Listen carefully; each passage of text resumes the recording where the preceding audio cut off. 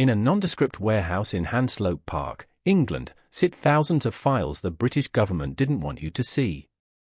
For decades, they were hidden, moved from former colonies under the cover of night. While British classrooms talk of the Commonwealth and progress, these files speak of a darker reality. From the famines of Bengal to the torture chambers of Kenya, this is the history of the empire that was never meant to be told. If you live in a former colony, you know these stories. If you live in the UK, you've likely never heard them. We begin with food, or rather, the lack of it.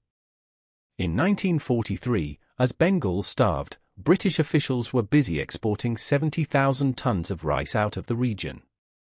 When confronted with the death toll of 3 million, Winston Churchill blamed the victims, saying they were breeding like rabbits.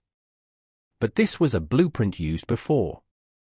In 1845, during the Irish potato famine, while millions died of hunger, ships protected by British soldiers left Irish ports filled with butter, grain, and meat destined for England.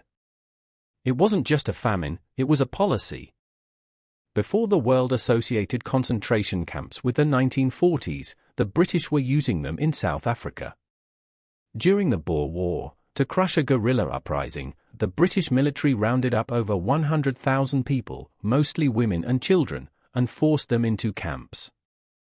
The conditions were horrific. Over 26,000 Boer women and children died from disease and malnutrition. But there was a darker secret. Black South Africans were also placed in separate camps where the death rate was even higher, and their stories were almost entirely erased from history. Fast forward to the 1950s. The British called it a state of emergency. In Kenya, 1.5 million people were detained in a system known as the pipeline. These weren't just prisons, they were screening centers designed to re-educate the population. The methods were medieval, systematic beatings, psychological torture, and unspeakable acts of sexual violence. For years, the British public was told they were bringing law and order to Africa, while in reality, they were running a gulag system that rivaled the worst regimes of the 20th century. Empire wasn't just about land, it was about profit. In China, the British used the navy to force the legalization of opium, turning an entire nation into addicts for the sake of tea revenue. And when peaceful protesters in India gathered at Jallianwala Bagh in 1919 to ask for basic rights, General Dyer ordered his troops to fire until they ran out of ammunition. 1,650 rounds were fired into a trapped crowd. Dyer later said his intent wasn't to disperse the crowd, but to produce a moral effect, a chilling euphemism for mass murder. As the sun finally set on the empire, the fires began. Between 1950 and 1970, Operation Legacy was enacted.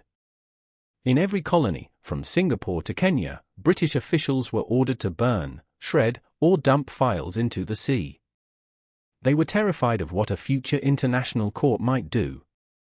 They tried to delete the record of their messed-up deeds. But survivors lived. Oral histories remained. And eventually, those hidden files at Hanslope Park were found. The truth didn't burn. It just waited.